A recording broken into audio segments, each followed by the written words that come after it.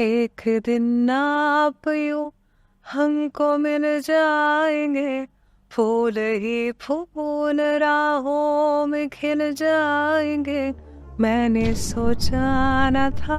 सबसे challenging shots, actually 2 shots की मैं बात करूंगी। एक है जब हम ट्रेन बर्निंग इंसिडेंट पूरा हम दिखा रहे थे। I was very heart broken जब मैंने वो सीन शूट किया था, क्योंकि आई वॉज इमेजिनिंग कि उन डब्बों में जो हर जगह से बंद है, आपको कोई ऐसी आग लगा दे। मतलब हमें थोड़ी सी आग लगती है यहाँ तो हम चीख उठते हैं। उन लोगों का क्या हाल हुआ होगा। और उसमें बच्चे भी थे, औरतें भी थी, और एक 2.5 महीने का बच्चा था। तो उस शूट के दौरान मुझे विक्रांत ने बताया कि वो साबरमती रिपोर्ट के मूवी कर रहे हैं और शायद वो मेरे पास आएगी।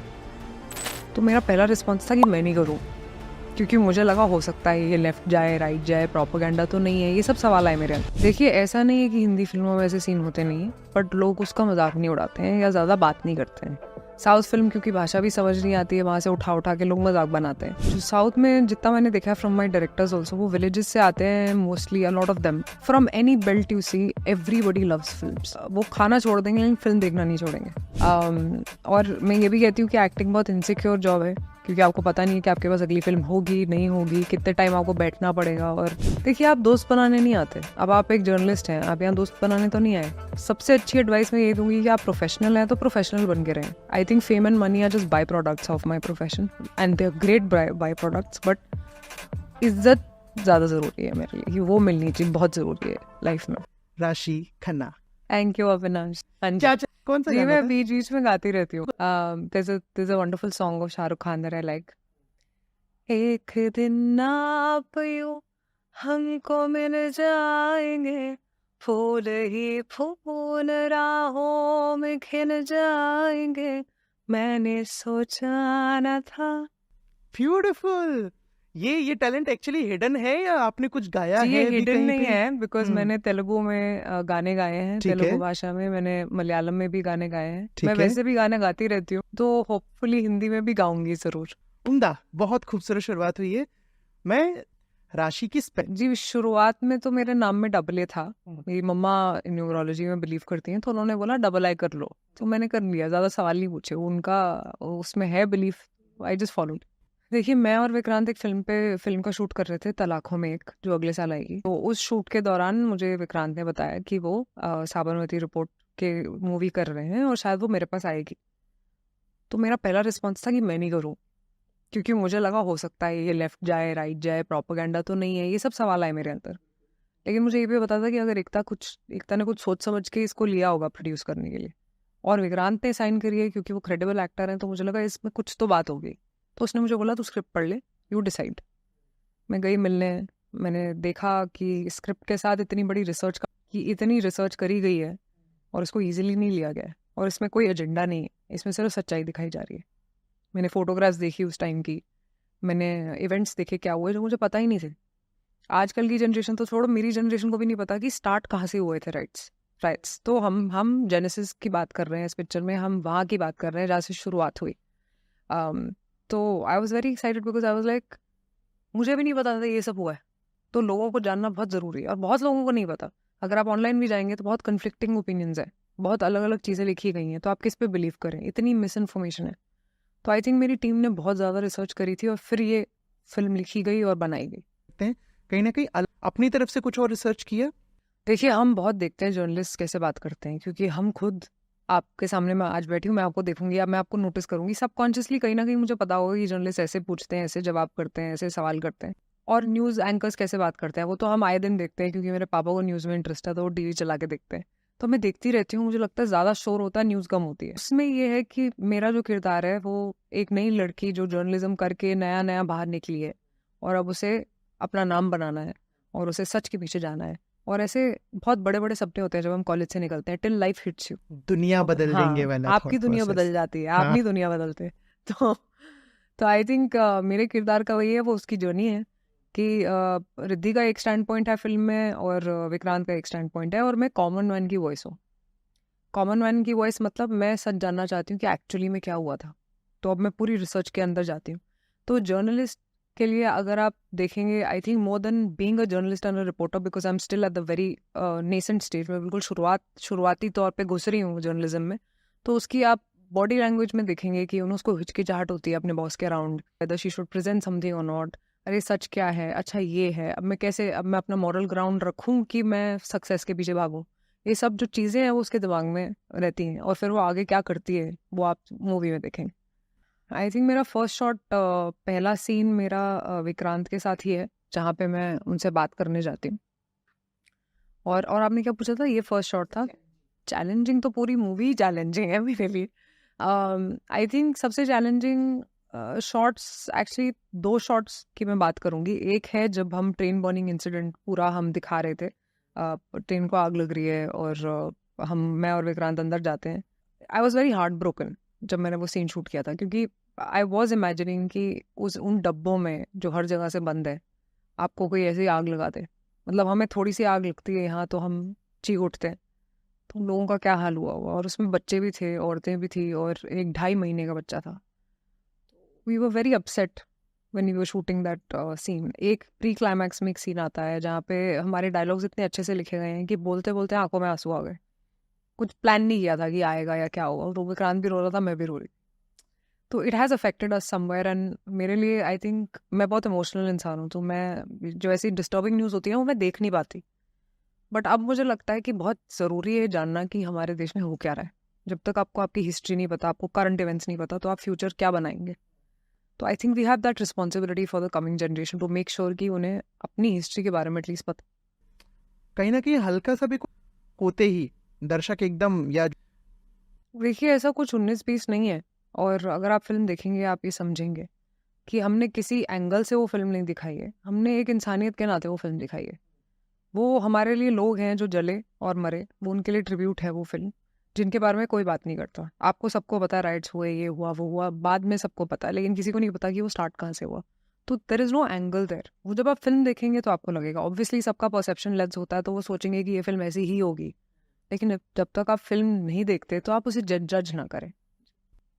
I think I don't remember, but I think it's a very good thing that I don't remember. I think ये बहुत अच्छा है कि याद ही नहीं है इतना पुराना, या जो भी नहीं, आई एम जब श्योर, ऑफ कोर्स मैं रोती हूँ। आई थिंक जितना आप हंसते हैं उतना रोना भी बहुत ज़रूरी है आपकी लाइफ में। बट मुझे याद नहीं है कि मैं कब रोई थी। मैं ज़्यादातर खुशी रहती हूँ, मुझे लगता है। देखिए, आप दोस्त बनाने नहीं आते। अब आप एक जर्नलिस्ट हैं, आप यहाँ दोस्त बनाने तो नहीं आए। हम दोस्त बनाते हैं जो हम स्कूल में होते हैं, हम कॉलेज में होते हैं, क्योंकि हम बड़े हो रहे हैं। We want people around us, people we can trust. Profession में तो सबसे अच्छी एडवाइस मैं यही दूंगी कि आप प्रोफेशनल हैं तो प्रोफेशनल बन के रहें।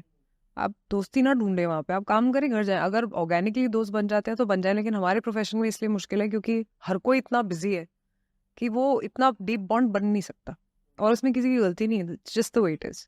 टाइम की करियर से, या फिर पहले से ही बहुत क्लियर था आई कि नहीं, थिंक बॉस में सिर्फ काम करने आए मैं हैं? लाइफ में बहुत क्लियर हूँ।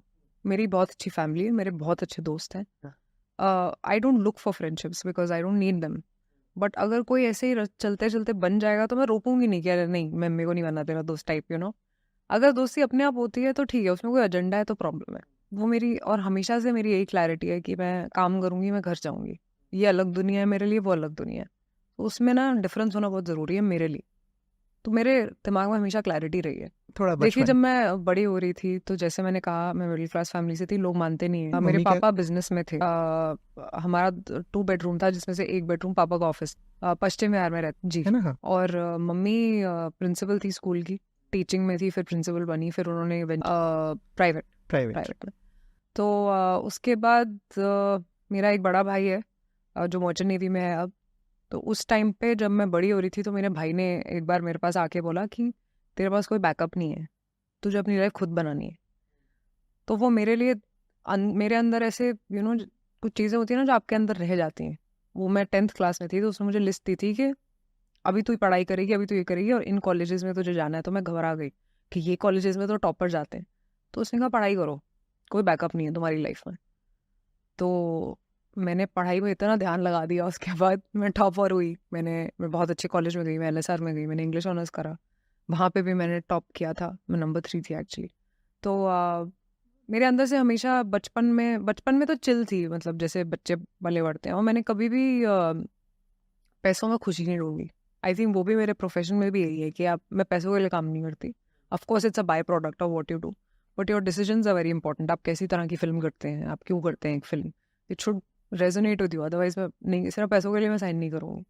तो बट मेरी कभी नहीं किया अभी तक की नहीं, फिल्मोग्राफी कभी में? कोई कभी फिल्म नहीं, की रोल अच्छा नहीं लेकिन पैसे अच्छे दे रहे नहीं, हैं तो? बिल्कुल नहीं, बिल्कुल नहीं. तो I've never worked for that. I think fame and money are just byproducts of my profession, and they're great byproducts. But इज्जत ज़्यादा ज़रूरी है मेरे लिए, कि वो मिलनी चाहिए, बहुत ज़रूरी है लाइफ में. तो बचपन में जैसे हर एक बच्चे का बचपन होता है, मेरे नहीं, मेरे मम्मी वैसे भाई भाई पिटता था. हाँ वो भी ऐसा कभी उसको हिट नहीं किया, हाँ बट डांट पिटती थी. हाँ. बचपन में लड़ाई करते हैं सब भाई बहन, मैं और मेरा भाई भी लड़ते थे. But he is one of my best friends today. जी, वो बहुत ज़रूरी है. आपकी फैमिली लाइफ बहुत स्ट्रांग होनी चाहिए, बहुतों की नहीं होती मेरे आसपास जो मैं देखती हूँ. But I think my parents are really amazing. Like मेरी फैमिली बहुत अच्छी है. Touch wood. Fan moment. हाँ. जैसे कि मैंने आपको कहा कि मैं शाहरुख सर की बहुत बड़ी फ़ैन हूँ. मैंने उनको एक स्क्रीनिंग में देखा और बहुत ही अनएक्सपेक्टेड था कि वो होंगे वहाँ पे. तो मेरा I was surprised in a good way. उन्होंने बहुत अच्छे से वो मुझसे मिले, and I didn't have words and I didn't want to disturb him. तो मैंने उनको अच्छे से हाय हेलो करी. उन्होंने पूछा how are you and all that. I think that was one of the best days that I will remember, because I have always loved him as an actor.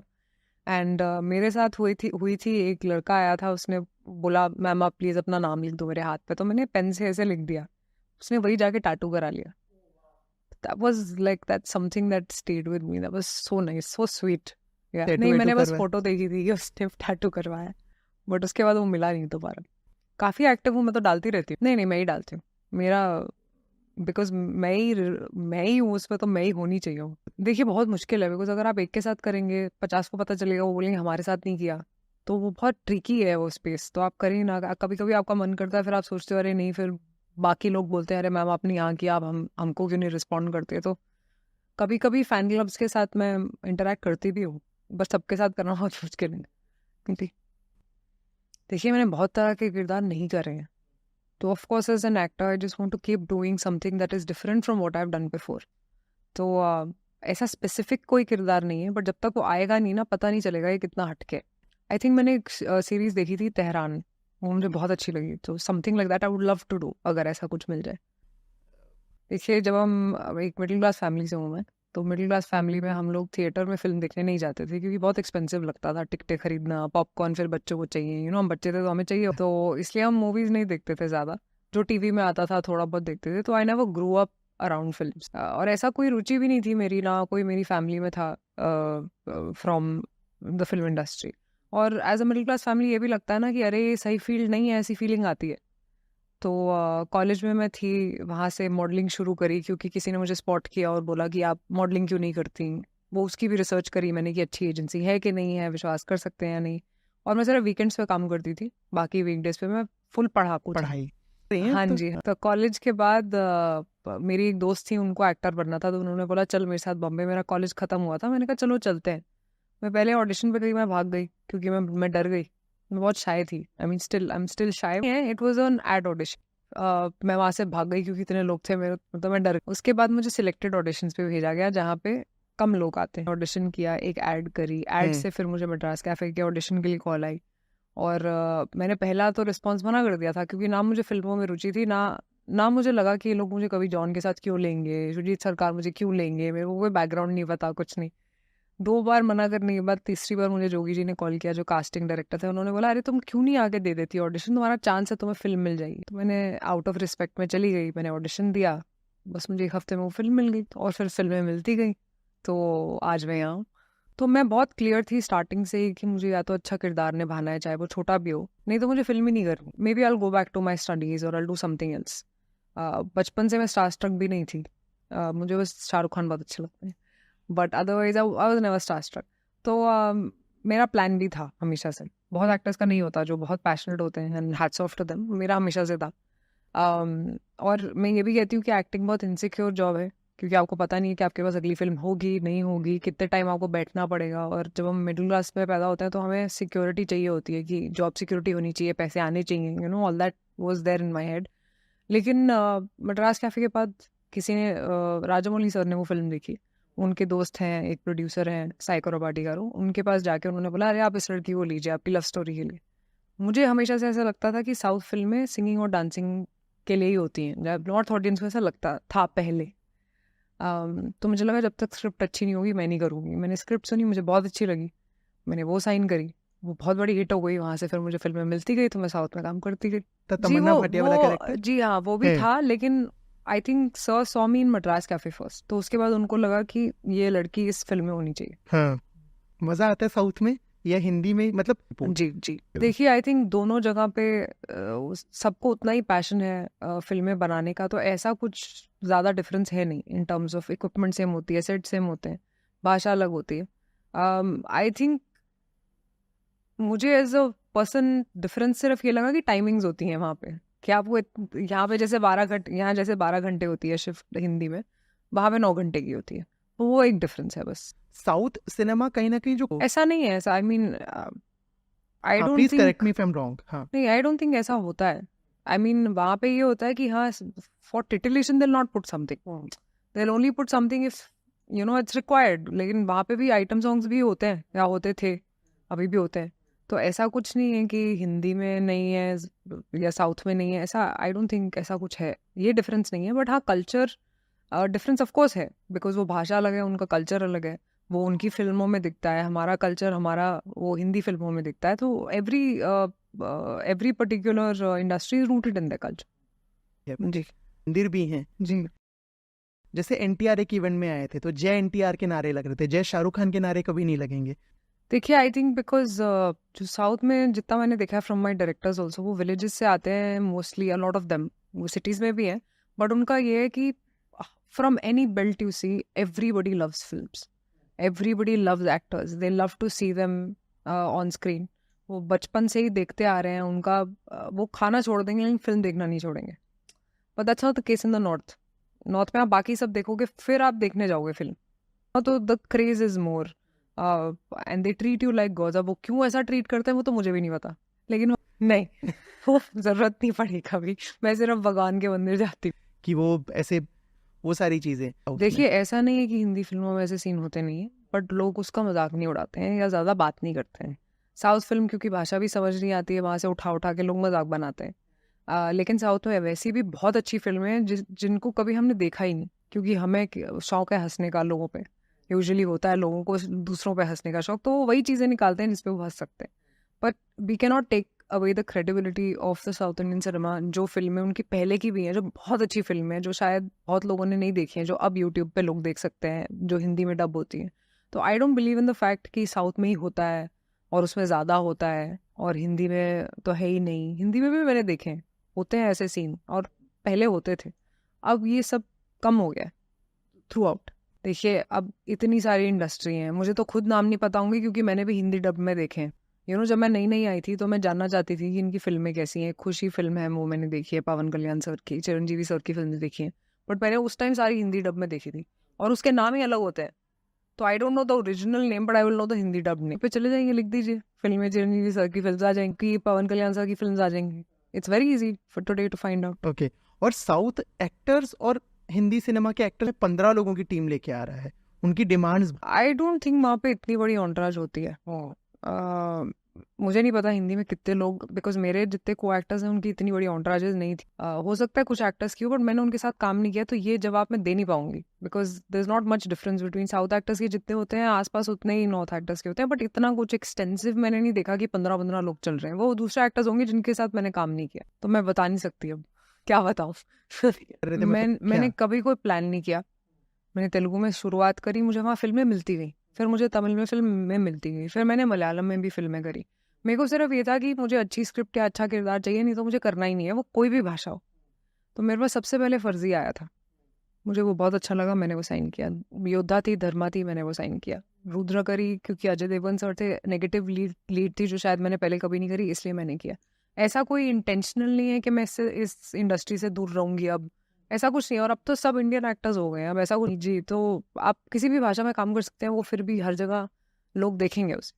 I think वो शुरुआत होगी अगले साल शायद shoot करने की, और आपके पास आएगी उसके अगले साल, ऐसा मुझे लगता है। जी देखिए वो बहुत ही मज़ेदार कैरेक्टर था, वो ऐसा नेगेटिव नहीं था कि आपको थेरेपी लेनी पड़े उसके बाद, यू नो। तो मैंने वो बहुत एंजॉय किया, बट नेसेसरीली मैं वो बनी नहीं। मेरी आंखों की हरकतें थोड़ी वैसी हो गई थी जब मैं शूट कर रही थी, लेकिन अदरवाइज मैं बदली नहीं। जी, बातचीत के लिए thank you. Hi guys, it's me Raashi Khanna and you are watching me on Bollywood bubble.